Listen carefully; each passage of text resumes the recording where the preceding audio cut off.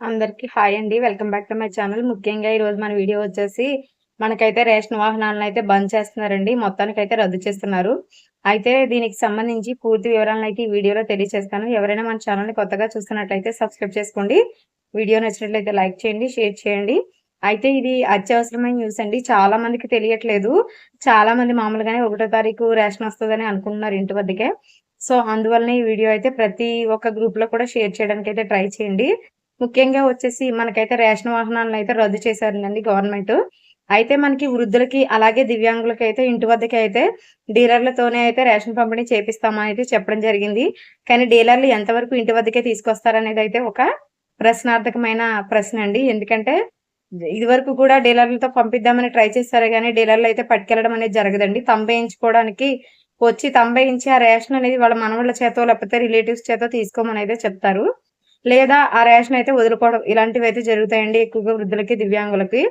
So, ఈ ప్రస్తుతానికైతే చాలా మంది వృద్ధులు వీళ్ళంతా ఏమనుకుంటున్నారంటే 1 తారీఖు రేషను ఇంటి వద్దకు వస్తుందనే ఆలోచనలో ఉన్నారండి. అయితే మనకి గవర్నమెంట్ అయితే ఈ రేషన్ వాహనాలు రద్దు చేశారు. రద్దు చేసి మనల్నయితే డీలర్ వద్దకే వెళ్లి, షాప్ వద్దకే రేషన్ దుకాణం వద్దకే వెళ్లయితే రేషన్ అయితే తీసుకోమనైతే చెప్పడం జరిగిందండి. ప్రతి నెల 1 తారీఖు నుంచి మీకు రేషన్ అనేది 15 తారీఖు వరకు ఇవ్వడం జరుగుతుందండి.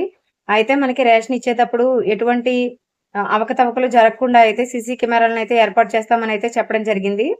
మనకి ముఖ్యంగా వచ్చేసి ఈ జూన్ 1 నుంచి అయితే మనకి రేషన్ పంపిణీ అనేది రేషన్ దుకాణాల వద్దే జరుగుతుందండి.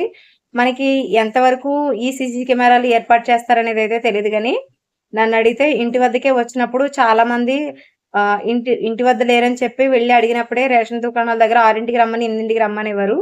రేషన్ దుకాణం వద్దకే వెళ్లి తీసుకోవాలంటే వాళ్ళు ఎన్ని టైమ్స్ పెడతారో వాళ్ళు వచ్చే వరకు కూడా మనమైతే వెయిట్ చేయాల్సి ఉంటుంది. సో, నిజంగా సీసీ కెమెరాలైతే ఏర్పాటు చేస్తే మాత్రం మనకి ఈ రేషను వెహికల్ దగ్గర కాకుండా రేషన్ దుకాణం వద్ద తీసుకోవడానికైతే ఈజీగానే ఉంటుందండి. ఒకవేళ సీసీ కెమెరా లాంటివి ఎప్పటికి ఏర్పాటు చేస్తారో తెలీదు. ఏర్పాటు చేసేటప్పటికి ఎంత సమయం పడుతుందో లేదో తెలీదు. అసలు ఏర్పాటు చేయకపోతే ఈ వ్యవస్థ ఇంకా దుర్వినియోగం అయిపోయే అవకాశం ఉంటుంది. అయితే ఎండియు వాహనాల ద్వారా ఇప్పటివరకు కూడా చాలా వరకు అవకతవకలు జరిగాయంటున్నారు.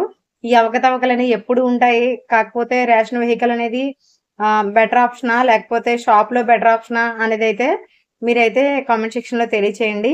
అలాగే చాలా మందికి తెలియట్లేదు. ముఖ్యంగా రేషన్ వెహికల్స్ మొబైల్ వాహనాలైతే రద్దు చేసి మనకి రేషన్ దుకాణాల వద్ద రేషన్ ఇవ్వడం జరుగుతుంది. ఈ న్యూస్‌నైతే మీరు అన్ని గ్రూప్స్‌లో కూడా షేర్ చేయండి. అందువల్ల చాలా మందికైతే వృద్ధులకి మెయిన్‌గా వాళ్ళకి వచ్చే నెల చాలా మందికి రేషన్ పోయే అవకాశం ఉంటుంది. ఎందుకంటే వాళ్ళు ఇలాంటి యూట్యూబ్‌లు అవి చూడరు కదా! సో, వాళ్ళకైతే మీరు తెలియచేయండి. అది కూడా ఒక మంచి పనే అవుతుంది ఎదుటి వాళ్ళకి హెల్ప్ చేయడం. Thanks for watching. బై.